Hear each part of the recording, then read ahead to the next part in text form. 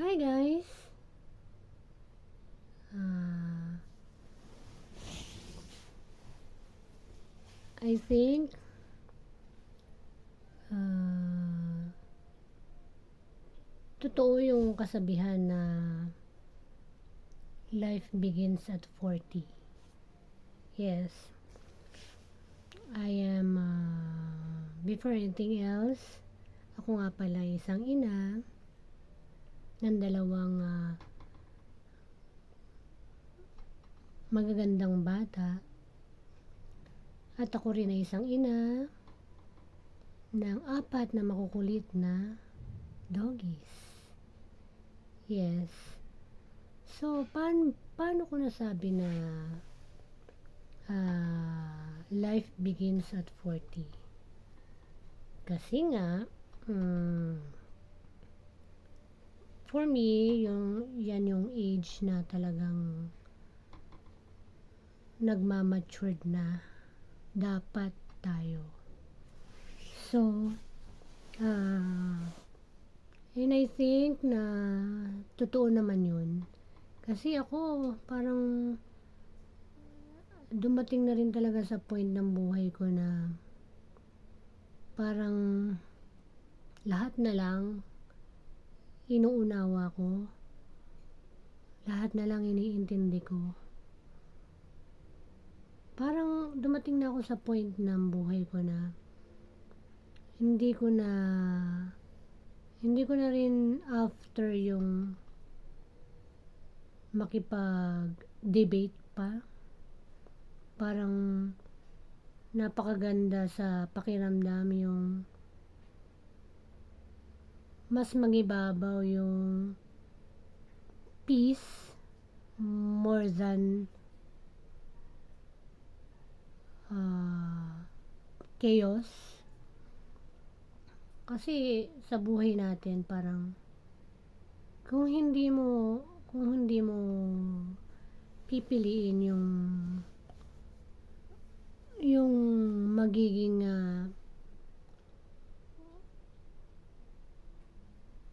mas magandang option sa buhay mo, katulad nga ng mas piliin mo na magkaroon ka ng peace rather than magkaroon ng chaos ang buhay mo. It's part of maturity. 'Di ba? Yung tipong kahit alam mong hirap na hirap ka na, pero mas pinili mo pa rin na unawain ang lahat. Kasi nga, nandun ka na sa 40, nag-start ka ng maging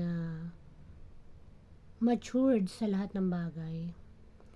So, for me, part of maturity is yun na nga, instead na makipag-argument ka, why not mas piliin mo yung peace by means of stop arguing and just let things go. Diba? Kumbaga, hayaan mo na kung talagang para sa'yo. So, huwag mo na lang ipilit. Basta ang importante, nandyan si God. Huwag mawawala ang yung paniniwala sa Diyos. Always put God first in your life. Kasi kapag ikaw nawala na ng paniniwala sa Diyos, sino na yung pinaniniwalaan mo? 'Di ba? Importante na kahit gaano kahirap ang buhay, i-cultivate mo pa rin sa sarili mo yung Diyos. Kasi siya talaga ang makapangyarihan sa lahat. Wala siyang hindi kayang gawin para sa'yo. So, wag kang mawawala ng paniniwala sa Diyos. Kapag kaya ng iyong pinairal sa magiging takbo ng buhay mo, siguradong magiging maganda ang path na patutunguhan mo. Siguradong nasa tamang daan ka. Kaya kahit gaano kahirap yung situation, kahit gaano kahirap yung bagay na pinagdadaanan mo, wag mong pababayaan na makakalimutan mo ang Diyos. Sobrang napaka powerful ng magiging ambag ng paniniwala mo sa Diyos. Okay? Ako, kahit gano'n na kahirap yung sabihin mo na struggles in life, ngayong ako ay 42 na. Yes, I am a full-time mother. At masasabi ko rin parang dumating na ako sa point na nile-let go ko na lang ang lahat. Kahit alam kong medyo hindi na maganda yung sitwasyon, wala kang pwedeng gawin kundi i-let go yun. At magtiwala sa Diyos. Basta alam mo sa sarili mo na wala kang ginagawang masama, basta alam mo sa sarili mo na ginawa mo yun para sa kapayapaan ng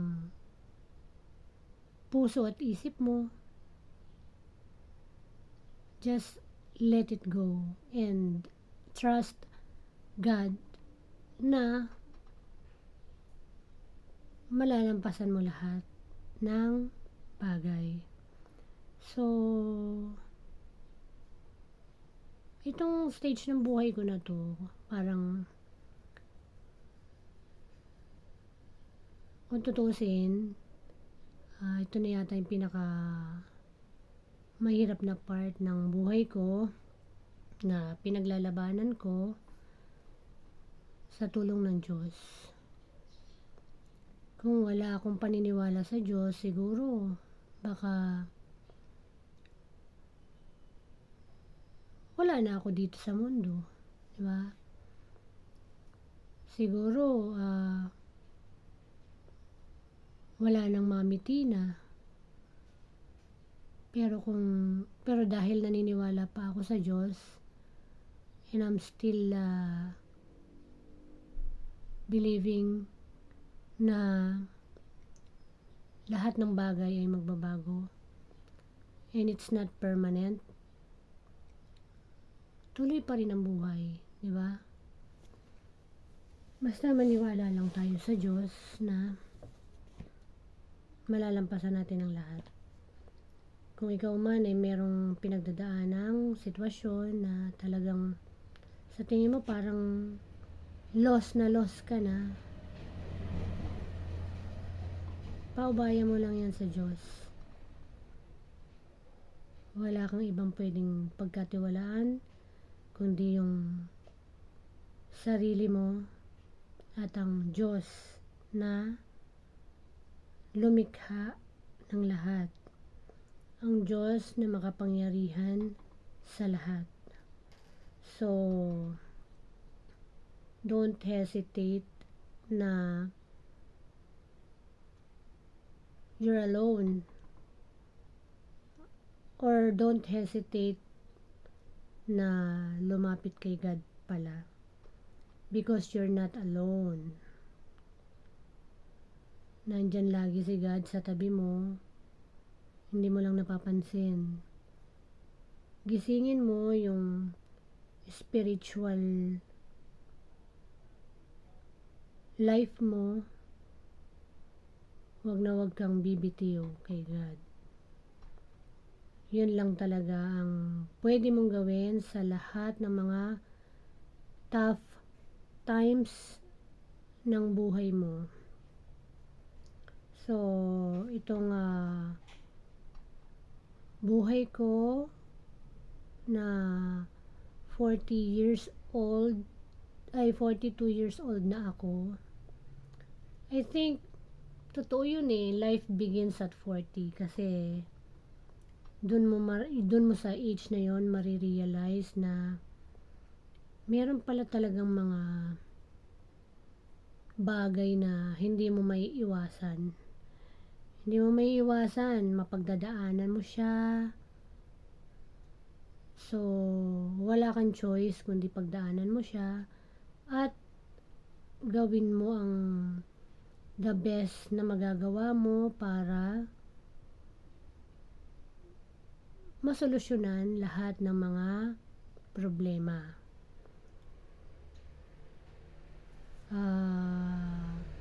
Mas maganda kung talagang magiging ang tawag doon, parang mas mag-focus ka sa mga bagay na importante, katulad ng kung ikaw umiinom ng alak, halimbawa nasa 40s ka na, umiinom ka pa rin ng alak, isa yan sa napakalaking bagay na makakapagbigay ng pagbabago sa buhay mo. You should stop drinking alcohol. Huwag kang uminom ng alak. Masasabi mo na ang buhay mo kapag hininto mo ang pag-inom ng alak ay talagang magiging napakalaking transformation. Unang-una, sa personality mo. Pangalawa, sa buhay mo. Pangatlo, sa health mo. Pangapat, sa family mo. Yun yung mga magiging impact sa'yo ng pag-stop mo sa pag-inom ng alak. So, kasama yan sa journey mo nang nasa age ka na 40. You should stop drinking alcohol. Kung gusto mo na maging maganda ang magiging future mo in life, yan is yung pag-stop mo sa pag-inom ng alak ang pinaka magbibigay ng malaking pagbabago sa buhay mo. By the way, ako pala ay 1 year and 2 months nang nakastop sa pag-inom ng alak. So, February 1st is my 1 year and 2 months. So, every first of the month, yun yung aking counting. So, nung January is first year ko. So, yun na nga, 1 year and 2 months na tayong nakastop sa pag-inom ng alak. Na alam kong na magiging malaking bagay din para sa inyo ang paghinto sa pag-inom ng alak. Lalo sa mga mami na katulad ko, kapag dumating na kayo sa age na 40, you should stop drinking alcohol. And also para sa mga boys, sa mga tatay, kung sa akala nyo walang masyadong kaganapan, walang magbabago sa buhay nyo kapag tumigil kayo sa pag-inom ng alak, nagkakamali kayo. Ito ay isa sa major na magiging pagbabago sa buhay nyo kapag totally tinanggal nyo ang alak sa buhay nyo. Kaya nyo yan. Kasi nga, yung mindset nyo lang naman ang problema eh. Kasi nasa isip nyo, hindi nyo kaya. Nasa isip nyo, wala namang masama sa pag-inom ng alak. So, babaguhin nyo lang po ang inyong mindset. Lalo sa mga mami na katulad ko, although dati masaya, pero dadating kayo sa point na hindi na talaga tanggap ng buong pagkatao nyo at ng buong overall system nyo yung alak. Kung kayo ay medyo nasa 40 na, katulad ko, isa yan sa dapat nyo nang tanggalin. Kahit sabihin nyo pa na light drinkers lang kayo, napakalaking bagay na tanggalin nyo siya. So, makikita nyo ang malaking pagbabago sa sarili nyo, sa family nyo, sa health nyo. Dumating man kayo sa point na naitigil nyo yan, tsaka nyo malalaman. After a year or 2, tsaka nyo lang malalaman yung effect ng pagtigil sa alak na sobrang ganda ng effect sa health, sa family, sa spiritual. Kasi the more na umiinom ka ng alak, parang yung spiritual belief, parang nadi-disappear. So, kung titigil mo siya, talagang magiging ka sa Diyos. Kasi nga, mabubuhay na yung spiritual, belief mo eh. So, parang isang alak sa pumapatay sa mga spiritual, spirit, basta mga spiritual belief natin, ang alak ang isa sa pumapatay. So, kailangan tanggalin natin ang alak. Napakasama ng impact niyan. Yan ay lason sa ating buong system. So, all in all, sa aking age na 42, napakarami kong natututunan. At alam kong marami pa akong matututunan sa tulong ng Diyos. Hindi tayo susuko, hindi tayo bibitaw. Just keep on believing that you're in the right path.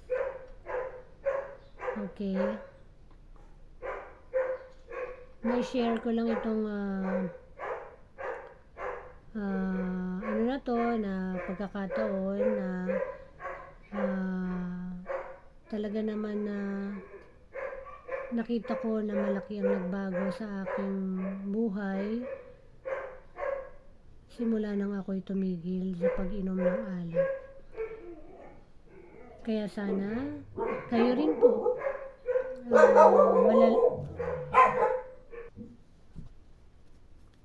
I hope na-inspire ko kayo na sa pagtigil sa pag-inom ng alak, guys. Mga mamis, alam ko po na alam nyo rin naman yung ganitong sitwasyon na hindi mahirap hindi madali ang pinagdadaanan ng isang ina, lalo nasa stage na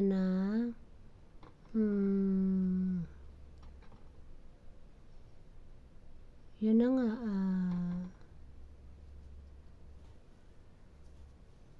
nasa ganitong stage na at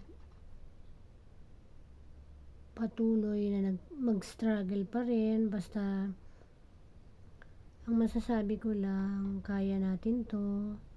Kaya nyo yan, mga mamis. Kung sa tingin nyo, hindi nyo kaya nyo yan. Basta mag-stop lang kayo sa pag-inom ng alak, lahat yan mababago. Kasi tayong mga ina talaga dapat ang kumbaga sa role model. Tayong mga parents dapat ang mga role model. So, tayo yung susundan ng ating mga anak magiging idol nila tayo, magiging tayo yung titignan nila, gagayahin nila. So kung tayo ay hindi umiinom ng alak, na para rin naman sa kapakanan natin, yun ang gagawin ng ating mga anak in the near future. And I'm very happy na talagang naitigil ko siya. Although hindi naman ako ganun kalakas uminom, but I'm happy. At itong journey ko na to ng 40s is really very tough. Nag-stop ako sa pag-inom ng alak. Napakarami kong bagay na nag-stop ako sa pag-inom ng alak. Ang dami kong bagay na na nakita na hindi ko nakikita nung ako ay umiinom pa. So iba talaga ang nagagawa ng alak sa buhay ng tao. Kung yun lang po ay makikita nyo, I'm sure pasasalamatan nyo po ako sa mga talagang walang nakikitang pagkakamali sa pag-inom ng alak. Good luck na lang po sa inyong future life. At sana ay magtagumpay kayo sa inyong buhay. Kung talagang itutuloy nyo pa rin ang mga pag-inom nyo ng alak, nasa sa inyo po yan. Parang kayo na rin ang sumira ng inyong buhay at siguradong stuck na po kayo dyan. Wala na mangyayari sa buhay nyo hanggat kayo ay umiinom ng alak. So, kayo na pong bahala. Ang akin lang ay munting paalala sapagkat ako'y nakita ko na talaga ang effect ng alak sa system ng tao. Lalo-lalo na sa akin, yung impact niya sa akin talagang medyo hindi maganda. Kaya naman I totally stop for my own health and for my family. Sobrang laking bagay niya. I hope kayo ganun din. Balikan niyo po ako kung natigil niyo na yung pag-inom niyo ng alak. At I'm sure na mas magkakaroon kayo ng napakagandang buhay.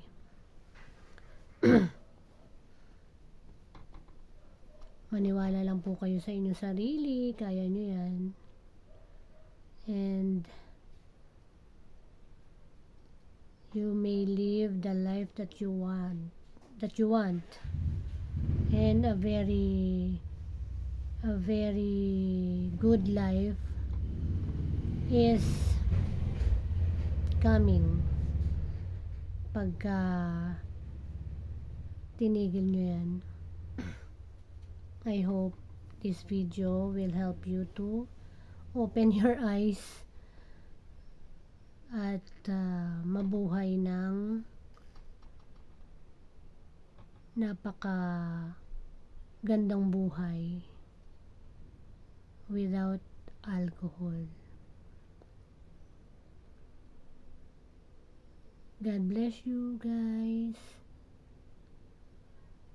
Thanks for watching.